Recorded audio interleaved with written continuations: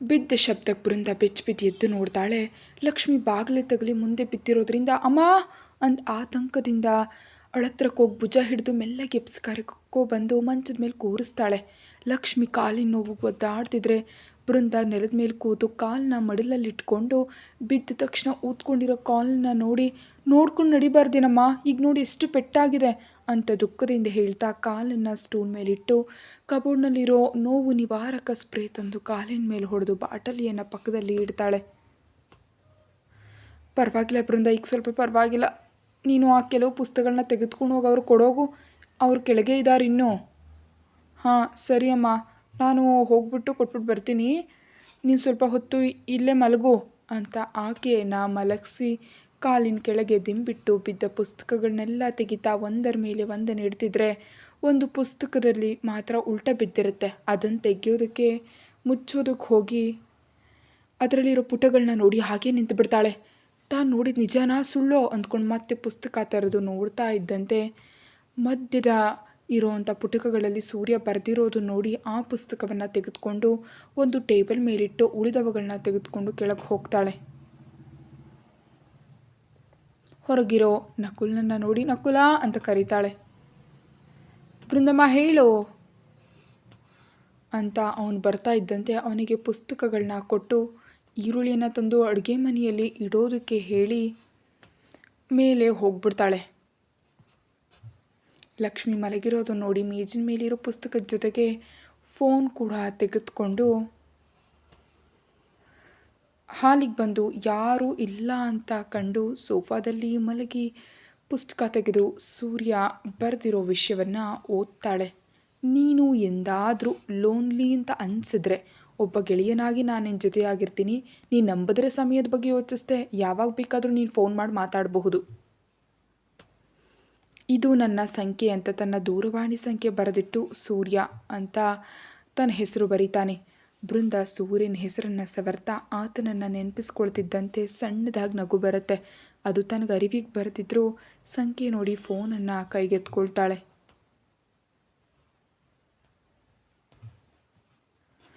ಆ ಪ್ರಯತ್ನವಾಗಿ ಸಮಯ ನೋಡ್ತಿದ್ದಂತೆ ಸಂಜೆ 3 ಗಂಟೆ ತೋರಿಸುತ್ತೆ. ಈ ಸಮಯದಲ್ಲಿ ಮಾಡಬೇಕಾ ಬೇಡವಾ ಅಂತ ಯೋಚಿಸ್ತಿದ್ರೆ ಸೂರ್ಯ ಹೇಳಿದ ನೆನಪಿಗೆ ಬಂದು ಗಾಢವಾಗಿ ಉಸಿರನ್ನು ಎಳ್ಕೊಂಡು ಬಿಟ್ಟು ಬೇಗ ಸೂರ್ಯನ ಸಂಖ್ಯೆಯನ್ನು ಒತ್ತಿ ಫೋನ್ ಮಾಡ್ತಾಳೆ. ರಿಂಗ್ ಆಗ್ತಿದ್ದಂತೆ ಎದೆ ಬಡಿತ ಹೆಚ್ಚಾಗ್ತಿದ್ರೆ 3 ರಿಂಗ್ಗಳಿಗೆ ಫೋನ್ ಕಟ್ ಮಾಡಿ ತಲೆ ಮೇಲೆ ಕೈ ಇಟ್ಕೊಂಡು ಆತಂಕ ಕಡಿಮೆ ಮಾಡ್ಕೊಳ್ತಾಳೆ. ಅಷ್ಟರಲ್ಲಿ ಸೂರ್ಯನಿಂದಲೇ ಫೋನ್ ಬರ್ತಿದ್ರೆ ಟಕ್ಕನ್ನು ಕಣ್ ತೆರೆದು ಸ್ಕ್ರೀನ್ ಕಡೆ ನೋಡಿ ನಿಟ್ಟುಸಿರು ಬಿಟ್ಟು ಕಾಲ್ನ ರಿಸೀವ್ ಮಾಡಿ ಕಿವಿ ಹತ್ರ ಇಟ್ಕೊಂಡು ಮೌನವಾಗಿರ್ತಾಳೆ.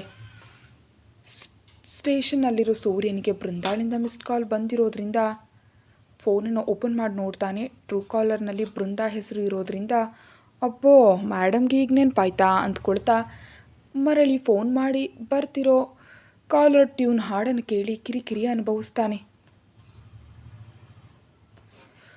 ಹೋಗ್ತೀರೋ ಮೌನವಾಗಿ ಹೋಗ್ತೀರೋ, ಹೋಗಬೇಕಿಲ್ಲ ಅಂದರೂ ದೂರವಾಗಿ ಹೋಗ್ತೀರೋ ಅನ್ನೋ ಹಾಡು ಏನೇನೋ ಹಾಕ್ಕೊಂಡಿರ್ತಾಳೆ. ಇನ್ನೊಂದೇ ಕ್ಷಣ ನಿಂತರೆ ಕಟ್ ಮಾಡೋಣ ಅಂತ ಅಂದ್ಕೊಳ್ಳೋಷ್ಟರಲ್ಲಿ ಬೃಂದ ಕರೆಯನ್ನು ಸ್ವೀಕರಿಸಿ ಹಾಗೆ ಮೌನವಾಗಿ ಇರ್ತಾಳೆ. ಸೂರ್ಯನೇ ಗಂಟ್ಲು ಸರಿಪಡಿಸ್ಕೊಂಡು ಹಲೋ ಯಾರು ಅಂತ ಗಂಭೀರ ಧ್ವನಿಯಲ್ಲೇ ಕೇಳ್ತಾನೆ. ಇದೇನು ನನ್ನ ಸಂಖ್ಯೆ ಗುರ್ತು ಹಿಡಿಲಿಲ್ವಾ ಅಂದ್ಕೊಳ್ತಾ ನಾನು ಅಂತಾಳೆ ಮೆಲ್ಲಗೆ. ನಾನು ಅಂದರೆ ಯಾರು? ನಾನು ನೆನಪಿಲ್ವಾ? ಹಲೋ ಮಿಸ್, ನೀವು ನಿಮ್ಮ ಪ್ರಿಯಕರನಿಗೆ ಮಾಡೋದಕ್ಕೆ ಹೋಗಿ ನನಗೆ ಮಾಡಿದ್ದೀರಿ ಅನಿಸುತ್ತೆ. ಒಮ್ಮೆ ಚೆಕ್ ಮಾಡ್ಕೊಳ್ಳಿ. ನಾನು ACP ಸೂರ್ಯ, ಆಟ ಆಡಿದ್ರೆ ಜೈಲಿಗೆ ಹಾಕ್ಬಿಡ್ತೀನಿ.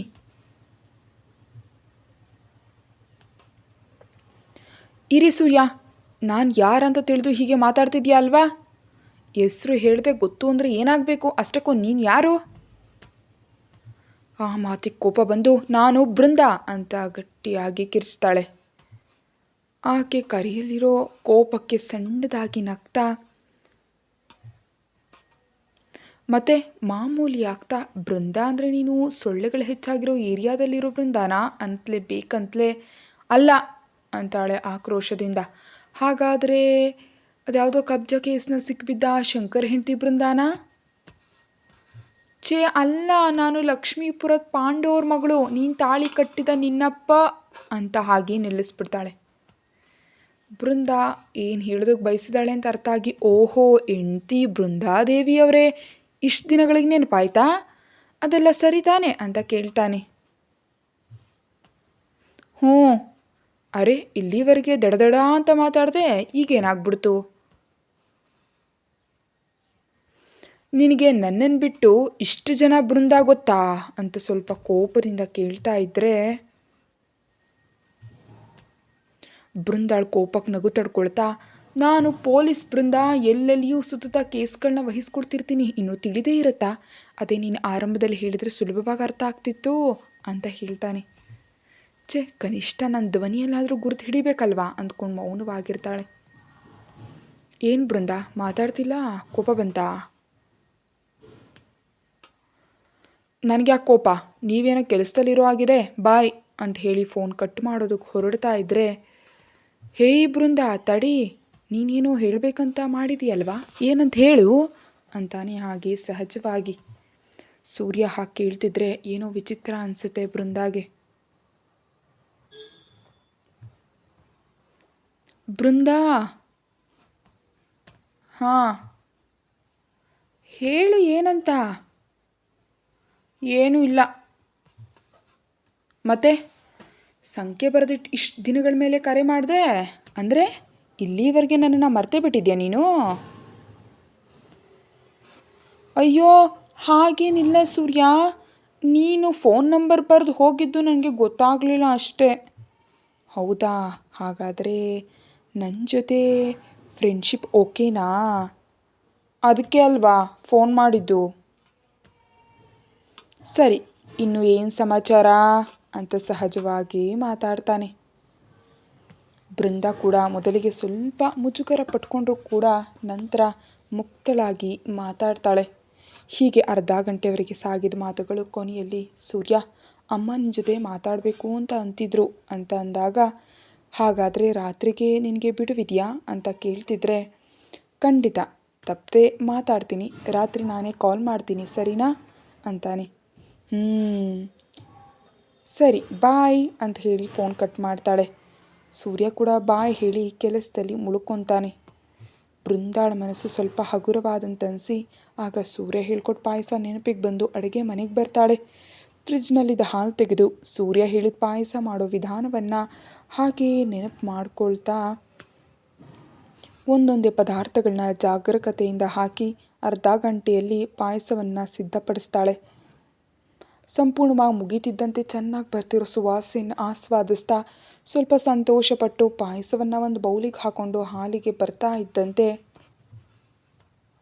ಪಾಂಡು ಬರ್ತಾನೆ. ಅಷ್ಟರಲ್ಲೇ, ಅಪ್ಪ ಬಂದ್ಯಾ, ತಗೋ ಪಾಯಸ ತಗೋ ಅಂತ ಕೊಡ್ತಾಳೆ.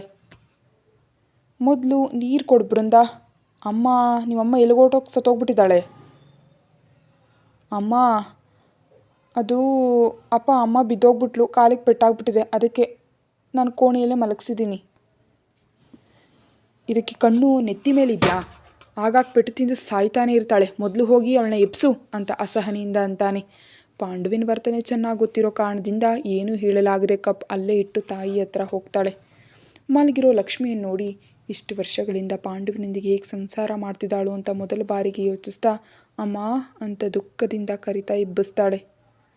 ನಿದ್ರೆಯಿಂದ ಎದ್ದು ಏನಮ್ಮ ಬೃಂದ ಅಂತ ಇದ್ದರೆ, ಅಪ್ಪ ನಿನ್ನನ್ನು ಕರೀತಾ ಇದ್ದಾರೆ ಅಮ್ಮ ಅಂತ ಹೇಳ್ತಾಳೆ. ಸರಿ ಹೋಗ್ತಿದ್ದೀನಿ ಬಿಡು. ಈರುಳ್ಳಿ ಎಲ್ಲ ಒಳಗಿಟ್ಯಾ? ಇಟ್ಟಿದ್ದೀನಿ. ಇರು, ನಾನು ಕರ್ಕೊಂಡು ಹೋಗ್ತೀನಿ ಅಂತ ಆಕೆ ಕೈ ಹಿಡಿದು ಮೆಲ್ಲಗೆ ನಡೆಸ್ಕೊಂಡು ಕೆಳಗೆ ಕರ್ಕೊಂಡು ಹೋಗ್ತಾಳೆ ಬೃಂದ. ಪಾಂಡು ಪಾಯಸ ತಿಂತ ಬರ್ತಿರೋ ಲಕ್ಷ್ಮಿಯನ್ನು ನೋಡಿ, ಯಾರು ಓಡಿಸಿದ್ರು ನಿನ್ನ ಕೆಳಗೆ ಮೇಲೆ ಬಿದ್ದು ಹೋಗಿ ಸಾಯೋದಕ್ಕೆ ಅಂತ ಹೇಳ್ತಾನೆ. ಏನೋ ಗಡಿಬಿಡಿಯಲ್ಲಿ ಬರೋದಕ್ಕೆ ಹೋಗಿ ಬಿದ್ದೆ ಅಂತ ಅಂತಾಳೆ ಭಯದಿಂದ. ನೀನು ಹೀಗಿದ್ರೆ ಅಡುಗೆ ಕೆಲಸ ಮನೆ ಕೆಲಸ ಯಾರು ಮಾಡ್ತಾರೆ? ಈಗ ಆ ಸೊಸೆಗೆ ಫೋನ್ ಮಾಡಿದ್ರೆ ನನ್ನ ಮಗಳು ತವರು ಮನೆಗೆ ಬರೋದು ಇಷ್ಟ ಇಲ್ಲದೆ ಏನೋ ಒಂದು ನೆಪ ಹೇಳಿ ಕರೆಸ್ಕೊಳ್ತಿದ್ದಾರೆ ಅಂತ ಅಂದ್ಕೊಳ್ತಾರೆ. ಅದೆಲ್ಲ ನನ್ನ ಕರ್ಮ.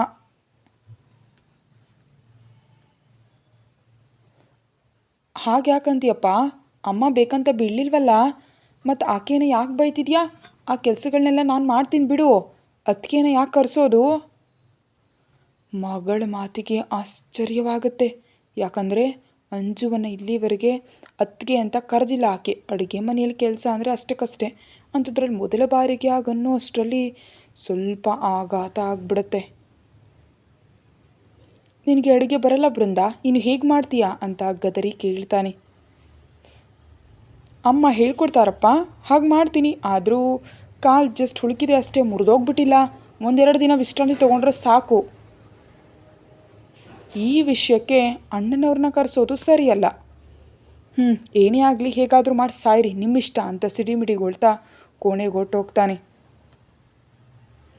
ಬೃಂದಾ ಅಂತ ಆಕೆ ತಲೆ ಹಿಡಿದು ಆಶ್ಚರ್ಯವಾಗಿ ನೋಡ್ತಾ ಇದ್ರೆ ಆಕೆ ಕೈ ಹಿಡಿದು ಮೆಲ್ಲ ಕೂರಿಸಿ, ಈಗಲೇ ಬರ್ತೀನಿ ಇರುವಮ್ಮ ಅಂತ ಅಡುಗೆ ಮನೆಗೆ ಹೋಗಿ 2 ಬೌಲ್ನಲ್ಲಿ ಸಿಹಿ ತಂದು ತಾಯಿಗೆ ನೀಡ್ತಾಳೆ.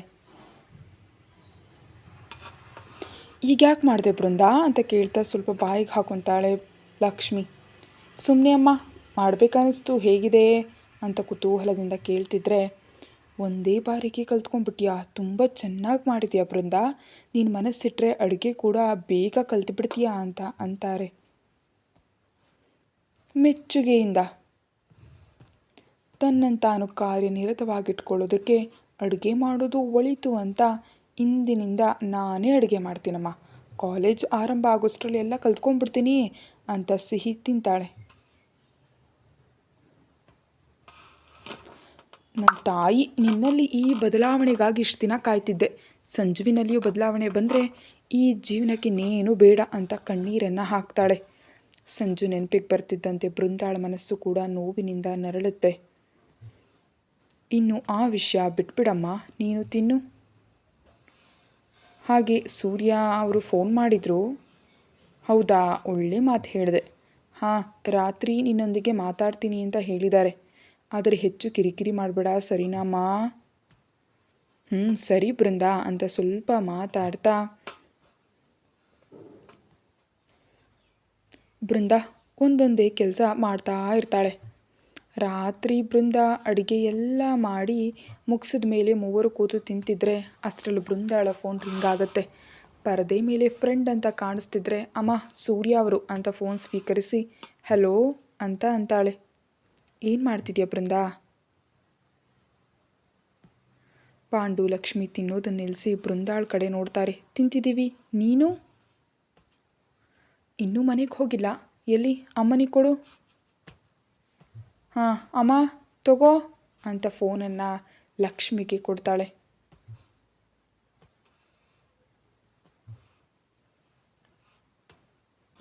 ಆಕೆ ಸ್ವಲ್ಪ ಹೊತ್ತು ಸೂರ್ಯನ ಜೊತೆ ಮಾತಾಡಿ ಕಟ್ ಮಾಡಿದ ಮೇಲೆ ಊಟ ಮಾಡಿ ಅವರವರ ಕೋಣೆಗೆ ಅವರೆಲ್ಲರೂ ಒಟ್ಟು ಹೋಗ್ತಾರೆ. ಕೋಣೆಗೆ ಬಂದಂತಹ ಬೃಂದ ಸೂರ್ಯನಿಂದ ಬಂದಂತಹ ಮೆಸೇಜನ್ನ ನೋಡಿ ಹಾಗೆ ಸಣ್ಣದಾಗಿ ಮನಸ್ಸಿನಲ್ಲೇ ನಗ್ತಾ ರಿಪ್ಲೈ ನೀಡೋದರಲ್ಲಿ ಹಾಗೆ ಮುಳುಗಿ ಹೋಗ್ಬಿಡ್ತಾಳೆ. ಇತ್ತ ಅಂಜು ಒದ್ದಾಡ್ತಾ ಇದ್ದರೂ ನಿಖಿಲಂತೂ ಅವಳನ್ನ ಬಿಡದೆ ಗಟ್ಟಿಯಾಗಿ ತಪ್ಕೊಂಡ್ಬಿಟ್ಟು ಹಾಗೆ ಕಣ್ಣನ್ನು ಮುಚ್ಕೊಂಡ್ಬಿಡ್ತಾನೆ. ಅಂಜು ತುಂಬಾ ಬೇಸರದಿಂದ ನಿಖಿಲ್ ಬೆನ್ನಿನ ಮೇಲೆ ದಬ ದಬ ದಬಾ ಅಂತ ಹೊಡಿತಾ ಇರ್ತಾಳೆ. ಯಾಕೆ ನಿಕ್ಕಿ, ನನ್ನ ಪ್ರಾಣನ ಈ ರೀತಿ ಹಿಂಡ್ತಾ ಇದೆಯಾ ನೀನು ಅಂತ ಅಂತಾಳೆ. ಪ್ರಾಣ ಹಿಂಡ್ತಿಲ್ಲ ಅಂಜು ಚಿನ್ನಮ್ಮ, ನೀನೇ ನನ್ನ ಪ್ರಾಣ ಅಂತ ನಿನಗೆ ತಿಳಿಯುವಂತೆ ಮಾಡೋದಕ್ಕೆ ಬಯಸ್ತಾ ಇದ್ದೀನಿ ಅಷ್ಟೇ. ಆದರೆ ಅದು ನಿನಗೆ ಅರ್ಥನೇ ಆಗ್ತಾ ಇಲ್ಲ ಅಂತ ಕೆನ್ನೆ ಮೇಲೆ ಮುತ್ತಿಟ್ಬಿಡ್ತಾನೆ. ಅಂಜು ಗುರ್ರನೆ ಅವನನ್ನೇ ನೋಡ್ತಾ ಮುಖದ ಮೇಲೆ ಒಂದೇಟನ್ನು ಕೊಡ್ತಾಳೆ. ಆಕೆಯ ಅಂಗೈಯಲ್ಲಿ ಸಣ್ಣ ಮುತ್ತುಗಳನ್ನ ಇಡ್ತಾ ಅಂಜು, ಒಮ್ಮೆ ನನ್ನ ಮಾತನ್ನು ಕೇಳಬಾರ್ದಾ ಅಂತ ಆತ ಅಂತ ಇದ್ದರೆ ಇಷ್ಟವಿಲ್ಲದಂತೆ ಮುಖವನ್ನು ತಿರುಗಿಸಿ ಆತನ ಎದೆ ಮೇಲೆ ತಲೆ ಇಟ್ಟು ಕಣ್ಮುಚ್ಕೊಳ್ತಾಳೆ ಅಂಜು. ಅಂಜುವಿನ ನಡವಳಿಕೆಗೆ ನಿಖಿಲ್ನ ಮನಸ್ಸು ಕಲಕಿದ್ರೂ ಕೂಡ ಇನ್ನೂ ಹೇಳಿದ್ರೂ ಕೇಳೋದಿಲ್ವಲ್ಲ ಅಂತ ನೈಟ್ ಡ್ರೆಸ್ನಲ್ಲಿ ಮುದ್ದಾಗಿರೋ ಅಂಜುವನ್ನು ಹಾಗೆ ಕಣ್ ತುಂಬಿಕೊಳ್ತಾ ತಲೆ ಮೇಲೆ ಹಗುರವಾಗಿ ಮುತ್ತಿಟ್ಟು ಎಷ್ಟೋ ಯೋಚನೆಗಳೊಂದಿಗೆ ಎಂದೋ ನಿದ್ರೆಗೆ ಜಾರತಾನೆ. ನಾಚಿಕೆಯಿಂದ ಮುದುರ್ಕೊಳ್ತಿರೋ ಯುಕ್ತಾಳನ್ನು ಮುತ್ತುಗಳಿಂದ ಮುಳುಗಿಸ್ತಾ ನನಗೆ ಇಷ್ಟವಾದಂತೆ ಮೃದುವಾಗಿ ಬದಲಾಯಿಸಿಕೊಂಡು ತನ್ನ ಪ್ರೇಮವೆಲ್ಲವನ್ನ ತಿಳಿಸ್ಕೊಡ್ತಾ ಇರ್ತಾನೆ ಪೃಥ್ವಿರಾಜ್. ಪೃಥ್ವಿರಾಜ್ ತೋರಿಸ್ತಾ ಇರುವಂತಹ ಪ್ರೀತಿಗೆ ಮೈಯನ್ನು ಮನಸ್ಸನ್ನು ಪೃಥ್ವಿರಾಜ್ಗೆ ಸಂಪೂರ್ಣವಾಗಿ ನೀಡುತ್ತಾ ಮಾವ ಅಂತ ಮತ್ತಿನಲ್ಲೇ ನರಳುತ್ತಾಳೆ ಯುಕ್ತ. ಮಲ್ಲಿಗೆ ಹೂವುಗಳ ಸುವಾಸನೆ ಒಂದು ಕಡೆ, ಆಕೆ ಕರಿತಿರೋ ಕರೆಯು ಒಂದು ಕಡೆ ತನ್ನನ್ನು ಮೈಮರೆಯುವಂತೆ ಮಾಡ್ತಾ ಇದ್ದರೆ ಪೃಥ್ವಿರಾಜಂತೂ ಮತ್ತಷ್ಟು ಕೆರಳು ಬಿಡ್ತಾನೆ. ಆಕೆಯ ಅಣುವನ್ನು ಎಷ್ಟು ಬಾರಿ ಸ್ಪರ್ಶಿಸಿದ್ರೂ ಆತನಿಗೆ ಮತ್ತೆ ಮತ್ತೆ ಮೊದಲ ಬಾರಿಯಂತೆಯೇ ಅನ್ನಿಸ್ತಿದ್ರೆ ಆಕೆಯಲ್ಲಿ ಸಂಪೂರ್ಣವಾಗಿ ಬೆರೆಯುತ್ತಾ ತಣಿಯದ ದಾಹದಿಂದ ಸುಸ್ತು ಅನ್ನೋದೇ ಬರದಂತೆ ಆತ ಮಾಡ್ತಾ ಇದ್ದರೆ ಯುಕ್ತಾಳ ದೇಹ ಇನ್ನೂ ತಡ್ಕೊಳ್ಳೋದಕ್ಕಾಗದೆ ಪೃಥ್ವಿರಾಜ್ ಎದೆ ಮೇಲೆ ಕೈಯಿಟ್ಟು ಪ್ಲೀಸ್ ಆಗ್ತಾ ಇಲ್ಲ ಅನ್ನುವಂತೆ ನೋಡ್ತಾಳೆ. ಆಕೆ ಕೈಗಳನ್ನು ಪಕ್ಕಕ್ಕೆ ಸರಿಸಿ ಕುತ್ತಿಗೆ ಬಳಿ ತಲೆ ಇಟ್ಟು ಏನಿದೆ ನಿನ್ನಲ್ಲಿ, ಅಷ್ಟಕ್ಕೂ ನಿಲ್ಲಿಸಬೇಕು ಅನಿಸೋದಿಲ್ಲ ಗೊತ್ತಾ ಅಂತ ಮೃದುವಾಗಿ ಪೃಥ್ವಿರಾಜ್ ತನ್ನ ಹೆಂಡತಿ ಕಿವಿ ಬಳಿ ಹೇಳ್ತಾ ಇದ್ದರೆ ಆ ಮಾತಿಗೆ ಕೆನ್ನೆಗಳು ಕೆಂಪಾಗಿ ಚೆ ಹೋಗ್ಮಾವ ಅಂತ ಪೃಥ್ವಿರಾಜನ ಹಿಂದೆ ತಳ್ಳಿ ಪಕ್ಕಕ್ಕೆ ತಿರುಗಿಬಿಡ್ತಾಳೆ. ಆಕೆಯ ಹಿಂದಿನಿಂದ ತಪ್ಕೊಳ್ತಾ ನೀನು ನಾಳೆಯಿಂದ ಚೆನ್ನಾಗಿ ತಿನ್ನಬೇಕು, ಇಲ್ಲದಿದ್ದರೆ ತಡ್ಕೊಳ್ಳೋದಕ್ಕಾಗೋದಿಲ್ಲ ಅಂತ ಮತ್ತಷ್ಟು ಕಾಟ ಕೊಡ್ತಾನೆ. ಕತೆ ಮುಂದುವರಿಯುತ್ತೆ. ಹೆಚ್ಚಿನದಕ್ಕಾಗಿ ಚಾನಲ್ಗೆ ಮೆಂಬರ್ಶಿಪ್ ತಗೊಳ್ಳಿ.